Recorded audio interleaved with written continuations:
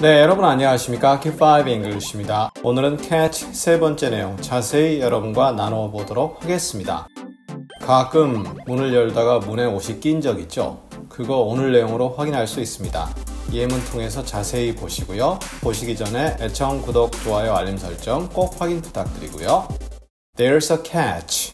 명사로 먼저 시작을 했습니다. A catch입니다. 이거 무슨 말이죠? 어떤 것을 하려고 하는데 내가 앞으로 가려고 하는데 잡는 것이 있다. 이게 직역입니다. 즉 나는 의대를 들어가려고 한다.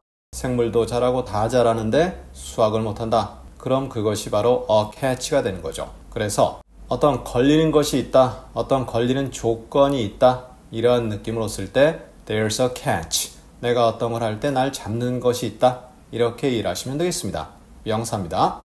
Let's catch up on the events 혹은 Let's catch up on the sleep. Catch up on인데요. 우리 지지난 시간에 We have a lot of catching up to do 이런 표현 했었죠. 그간 나눌 회포가 많이 있다. 나눌 이야기 많이 있다. 오랜만에 만났을 때 쓰는 표현인데요. 여기서 나온 표현을 살짝 돌린 거죠. Catch up on 하면 on 이하가 이미 일어난 일입니다. 일어난 일을 한번 잡아보자. 직역이죠. 예를 들어서 제가 과거 통역할 때 지금처럼 핸드폰이 스마트폰도 아니었고요. 인터넷이 활성화되지도 않았습니다. 따라서 외국에 한 일주 출장 갔다 왔다 라고 하면 그간 소식이 감감하죠. 무소식이죠. 그래서 신문을 잔뜩 쌓아놓고 그 신문을 읽어보는 거죠. 그래서 그간 일어난 일을 확인해 본다. 이 말이 catch up on the events입니다. 마찬가지로 자야 됩니다. 그런데 어쩌다 보니 잠을 못 잤습니다. 그래서 catch up on the sleep 하면 잠을 좀 자자, 못 잤으니까 자보자 이러한 느낌으로 전달될 수 있는 거죠. We have enough time to catch our train 혹은 a movie. 시간이 충분히 있다 이거죠. 뭐 할 시간이 충분히 있습니까? 우리의 기차를 잡다. 진짜 기차를 잡는 일은 없겠죠. 물론 영화나 이런 데서 잡는 경우도 있겠지만 그냥 기차를 타다 이렇게 되는 거죠. 기차 탈 시간이 충분히 있다. 즉 아직 기차를 안 탔다. 이런 식으로 교통기관을 사용해서 표현할 수도 있고요. 영화를 볼 시간이 충분히 있다. 예를 들어서 누가 저에게 영화표를 제공했습니다. 시간을 보니까 아직 2시간이 있네요. 여유가 있네요. 그럴 때 catch a movie 할 시간이 충분히 있다. 이렇게 표현하는 거죠. catch a train, catch a movie. 아주 쉽습니다. 하지만 잘 안 나오죠? 반복 꼭 부탁드리고요. They caught wind of what was happening. 그들은 일어나고 있었던 일에 대해서 바람을 잡았다. 바람을 잡았다 그럼 바람은 a wind라든가 winds라든가 the wind 이런 식으로 뭐가 좀 붙거든요. 그런데 아무것도 안 붙었다는 얘기는 바람의 상징적 의미죠. 즉 바람이 손에 잡힙니까?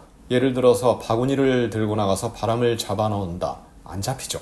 즉 쉽게 알려지지 않은 일을 알게 되는 그러한 상황을 catch wind of 이렇게 표현합니다. 즉 일어나고 있었던 일이 일반인들에게 공개가 잘 안 됐던 내용이죠. 그것을 이해했다 또는 그것을 알게 되었다. 이러한 내용으로 이해할 수 있습니다. My coat was caught in the door.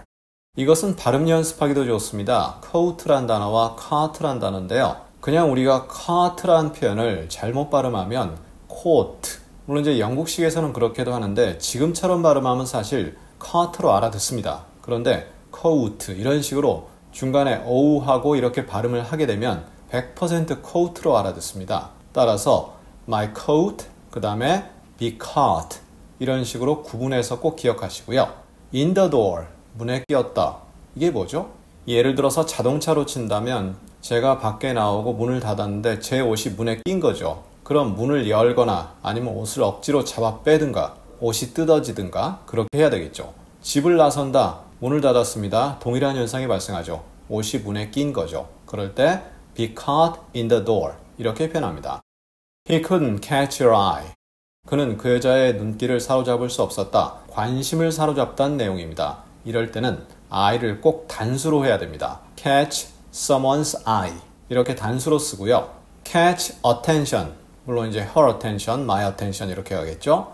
get을 동사로 써도 됩니다. 그럴 때는 get attention, get my eye. 알아들을 수 있겠지만 어색하죠. attention 이런 식으로 attention을 갖다가 활용하게 되고요. catch를 쓰게 되면 catch attention 또는 catch my eye 둘 다 가능한 것이죠. 확인해 보시고요. 단수로 꼭 I를 쓰셔야 됩니다. 관심의 경우 말이죠.